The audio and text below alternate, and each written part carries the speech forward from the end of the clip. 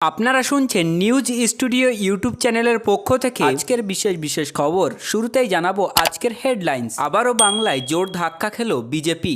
লোকসভা ভোটের পর এবার উপনির্বাচনে ফের 3টি আসন হারালো বিজেপি। রাজভবনের সামনে ধর্ণা কর্মসূচি শুভেন্দুর। স্পেন বনাম ইংল্যান্ড ইউরো চ্যাম্পিয়ন কারা হবে? বাজারদর ও প্রশাসনিক অভিযান। মুখ্যমন্ত্রীর নির্দেশের পর কলকাতা সহ বেশ কিছু জেলায় বাজারে অভিযান চলছে স্টাক ফোর্সে। গতকাল দেগঙ্গাতেও স্টাক ফোর্সের টিম নেমেছিল। রাজ্যে কোন জেলাতে কেমন বৃষ্টি হবে জানাবো আজকের এই ভিডিওতে।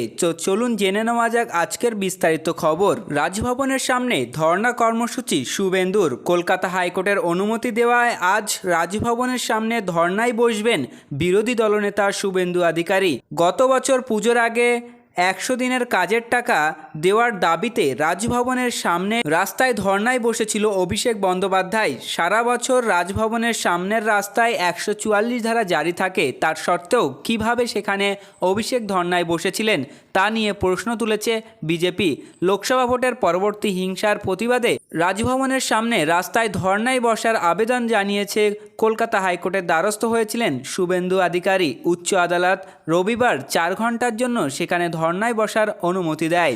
1 মাস ধরে 24টি দল লড়াই করার পর আজ ইউরো কাপের ফাইনাল মুখোমুখি হবে স্পেন ও ইংল্যান্ড। স্পেনের লামিনে ইয়ামাল, ড্যানি আলমোদের সঙ্গে লড়াই ইংল্যান্ডের জুড বেলমিংহাম, হ্যারি কেনদের। 6টি ম্যাচে জিতে ফাইনালে উঠেছে স্পেন। তারা ইটালি, ফ্রান্স, জার্মানির মতো দলকে হারিয়েছে। 12 বছর পর আবার ইউরো সেরা হওয়ার সুযোগ স্পেনের সামনে।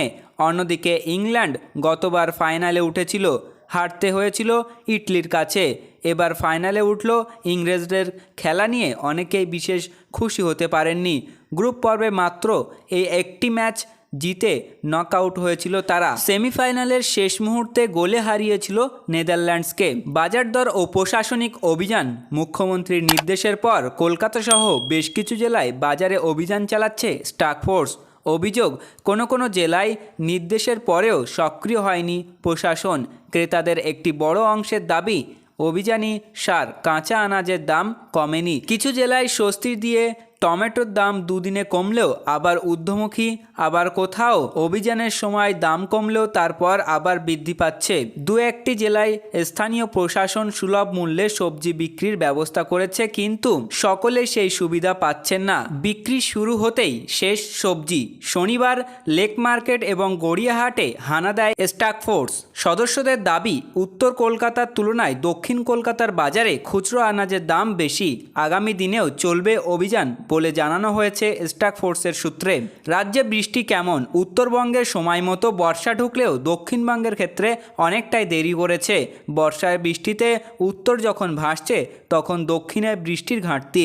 দক্ষিণবঙ্গে বর্ষা ঢুকলেও এখনও পর্যন্ত তেমন বৃষ্টি হয়নি, ফলে তাপমাত্রার পারদও চড়েছে। তবে বৃহস্পতিবার রাত থেকে পরিস্থিতি পাল্টায়। শুক্র এবং শনি বিক্ষিপ্ত বৃষ্টি হয় দক্ষিণবঙ্গের জেলাগুলিতে। আজও কলকাতায় হালকা বৃষ্টির সম্ভাবনা রয়েছে। সর্বোচ্চ তাপমাত্রা থাকবে 32 ডিগ্রি সেলসিয়াস এবং সর্বনিম্ন তাপমাত্রা থাকবে 27 ডিগ্রি সেলসিয়াসের আশেপাশে। কলকাতা ছাড়া দক্ষিণবঙ্গের বাকি জেলাগুলিতে বিক্ষিপ্তভাবে হালকা থেকে মাঝারি বৃষ্টি হতে পারে। তবে উত্তরবঙ্গের দার্জিলিং, কালিম্পং, জলপাইগুড়ি, আলিপুরদুয়ারে ভারী বৃষ্টির সম্ভাবনা রয়েছে রবিবার। বাকি জেলাতেও ভিজবে, তবে সেখানে হালকা থেকে মাঝারি বৃষ্টিপাতের সম্ভাবনা রয়েছে। খাতায় কলমে 77 থেকে কমতে কমতে বাংলায় 71টি হয়ে গেল বিজেপি। তবে বাস্তবে বিধায়ক সংখ্যা আরও কম। ইন্ডিয়া জোট 10টি, এনডিএ 2টি, নির্দল 1টি। লোকসভার পর উপনির্বাচনে ফল প্রকাশেও ভাঁজ ফেলে দিল মোদির কপালে। দেশ বিদেশের খবর। সভায় বন্দুকবাজদের হানা, ট্রাম্পের কান ছুঁয়ে বেরিয়ে গেল গুলি। রক্তাক্ত প্রাক্তন আমেরিকান প্রেসিডেন্ট ডোনাল্ড ট্রাম্প। সুপ্রিয় দর্শক, এই ছিল আজকের দিনভরের সমস্ত গুরুত্বপূর্ণ খবর। পরবর্তী গুরুত্বপূর্ণ খবরগুলি আপডেট পেতে আমাদের চ্যানেলটিকে সাবস্ক্রাইব করুন, পাশে থাকা ঘন্টাটি বাজিয়ে রাখুন এবং ভিডিওটি অবশ্যই লাইক করে বন্ধুদের সঙ্গে শেয়ার করে দিন।